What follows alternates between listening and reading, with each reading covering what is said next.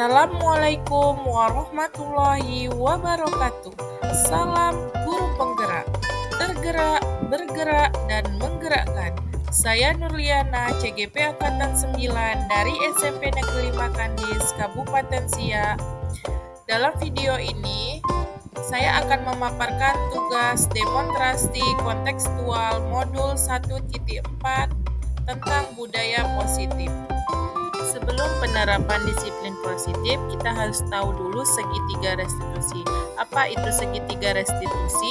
Yaitu proses menciptakan kondisi bagi murid untuk memperbaiki kesalahan mereka sehingga mereka bisa kembali pada kelompok mereka dengan karakter yang lebih kuat. Yang pertama, 1. Menstabilkan identitas. Bagian dasar segitiga restitusi bertujuan untuk mengubah identitas anak dari orang yang gagal karena melakukan kesalahan menjadi orang yang sukses. Kedua, validasi tindakan yang salah.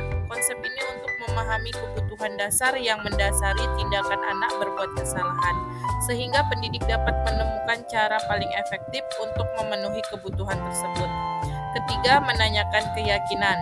Teori kontrol menyatakan bahwa kita pada dasarnya termotivasi secara internal. Ketika langkah pertama dan kedua sukses dilakukan, maka anak lebih siap dikaitkan dengan nilai-nilai kebajikan yang dia percaya dan berpindah menjadi orang yang dia inginkan. Di mana kasus 1, hari ini Bu Lena mendapat salah satu muridnya tertidur di kelas saat sedang pembelajaran berlangsung, sehingga tidak dapat memahami pembelajaran yang ada. Dan ketika dipanggil dan ditanya, Rosa tidak bisa menjawab, dia hanya terdiam dan matanya masih terasa mengantuk.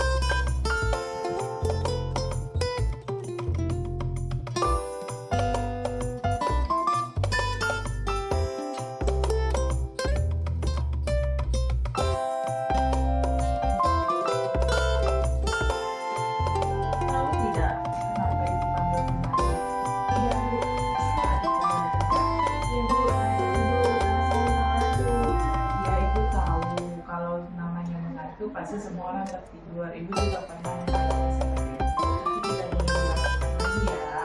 Iya Bu, saya tidak melakukan lagi. Oke Rosa, tidak apa-apa. Mari kita cari solusi untuk menyelesaikan masalah Rosa. Kenapa bisa tertidur di dalam kelas? Ibu mau tahu alasan Rosa kenapa tertidur saat pembelajaran dengan ibu. Karena tadi malam saya begadang Bu dan saya bermain game. Apakah Rosa masih ingat keyakinan kelas yang kita buat waktu pekan lalu? Masih Bu. Bisakah Rosa mengingat atau menyebutkan keyakinan kelas yang telah kita buat? Coba sebutkan keyakinan kelas apa saja yang telah kita buat bersama. Disiplin waktu, berdoa sebelum dan setelah pembelajaran, bersikap dan mendengarkan guru ketika melangkah. Betul. Apakah tidur di kelas itu termasuk sopan santun atau menghormati orang lain? Satu. Jadi Rosa tahu kan tidur di dalam kelas itu sesuatu yang tidak baik. Jadi apa langkah Rosa agar itu tidak terulang lagi biar Rosa tidak tidur di dalam kelas lagi? Tidur lebih awal dan tidak bergadang dan kembali. Toh, Rosa pasti mau kan menjadi orang yang sukses? Iya Bu.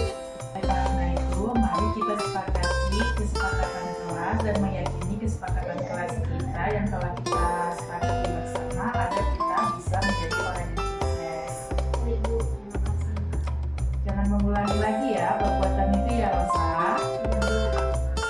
Satu. Oke Rosa, kembali belajar bersama teman-teman yang lain ya.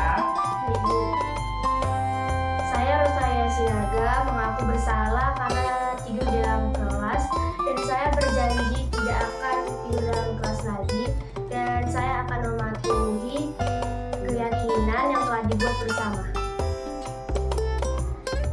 Dan saya Kasus 2. Pada saat pembelajaran praktik membuat poster, Ibu Lena melihat keributan salah satu muridnya sehingga mengganggu aktivitas murid yang lain. Hal tersebut terjadi karena murid tersebut tidak membawa bahan dan alat prakteknya sendiri, sehingga dia berusaha dengan meminjam paksa punya temannya.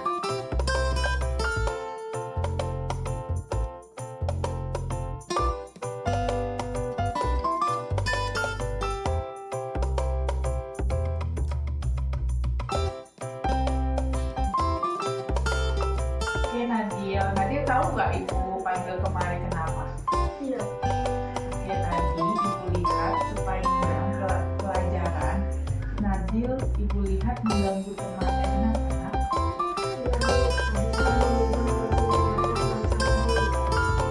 Ibu tahu semua orang pasti mengalami hal seperti itu.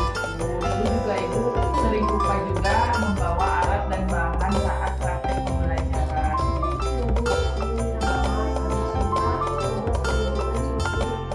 Oke Nadil, mari kita cari solusi bersama ya untuk menyelesaikan masalah kamu.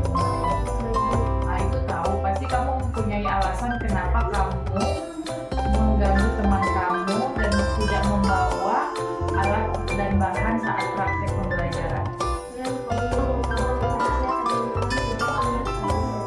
Oke, Nadil ingat nggak keyakinan kelas apa yang telah kita sepakati bersama waktu lalu? Bisa tidak Nadil mengingat dan menyebutkan keyakinan dan kesepakatan kelas kita? Kalau memang ingat, tolong Nadil sebutkan.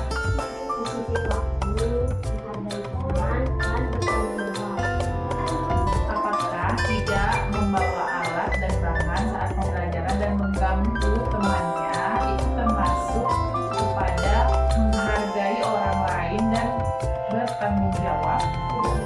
Sebenarnya apa yang akan Nadil lakukan setelah ini?